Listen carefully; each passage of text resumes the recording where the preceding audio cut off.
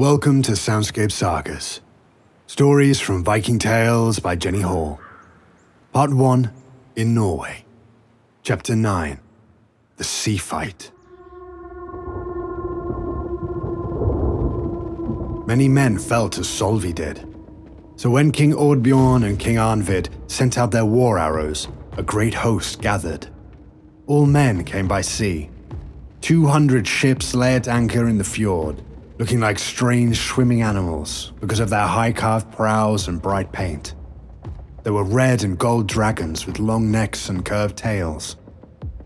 Seahorses reared out of the water, green and gold snakes coiled up.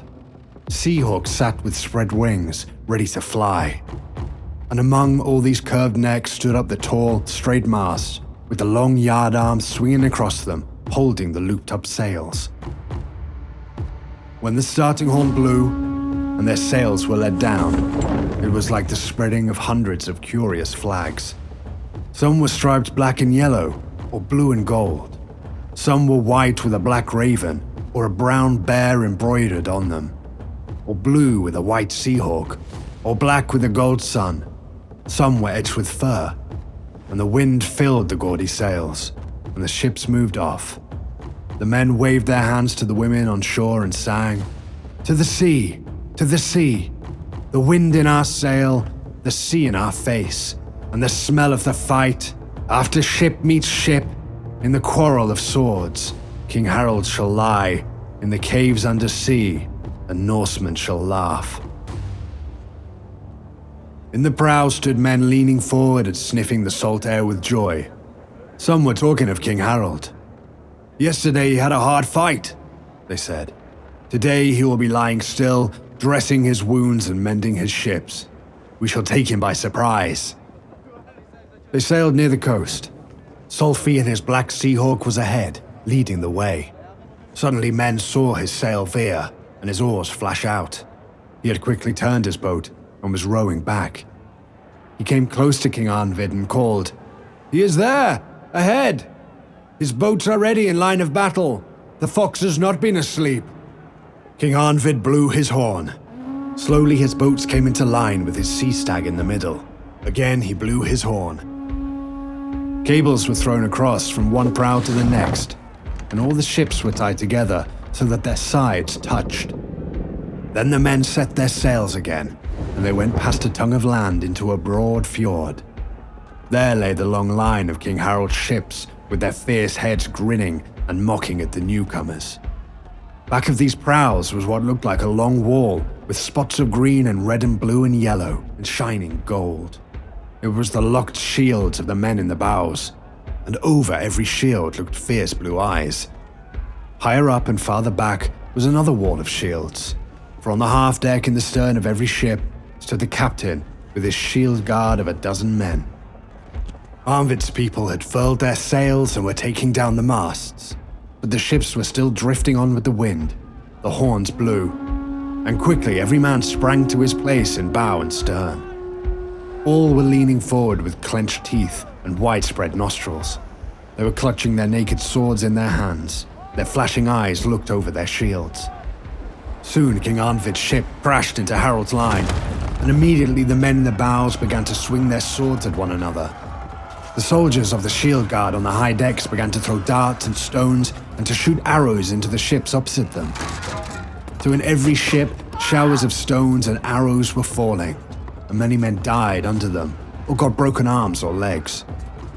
Spears were hurled from deck to deck, and many of them bit deep into men's bodies. In every bow, men slashed with their swords at the foes in the opposite ship.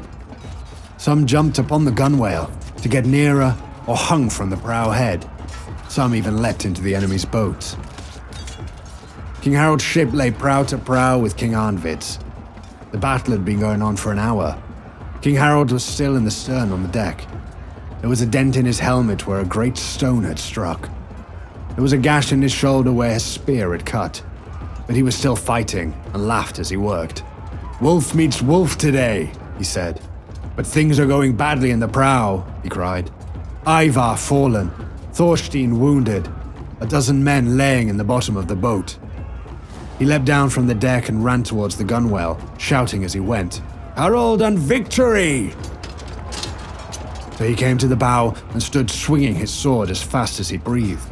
Every time it hit a man of Arnvid's men, Harold's own warriors cheered, seeing him. Harold and victory! They shouted, and went to work again with good heart. Slowly King Arnvid's men fell back before Harold's biting sword. Then Harold's men threw a great hook into that boat and pulled it alongside, and still pushed King Arnvid's people back. Come on, follow me! Cried Harold. Then he leapt into King Arnvid's boat, and his warriors followed him. He comes like a mad wolf, King Arnvid's men said, and they turned and ran back below the deck. Then Arnvid himself leapt down and stood with his sword raised. Can this young shockhead make cowards of you all? He cried. But Harold's sword struck him, and he fell dead. Then a big bloody Viking of King Arnvid leapt upon the edge of the ship and stood there. He held his drinking horn and his sword high in his hands. Ran, and not you, shockhead, shall have them and me, he cried, and leapt laughing into the water and was drowned. Many other warriors chose the same death on that terrible day.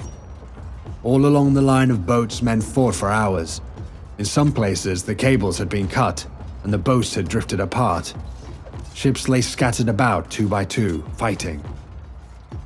Many boats sank, many men died. Some fled away in their ships, and at the end King Harold had won the battle. So he had King Arnvid's country, and King Oddbjorn's country. Many men took the oath and became his friends. All people were talking of his wonderful battles. Thank you for listening. Please join me again to hear another story. Until then, farewell.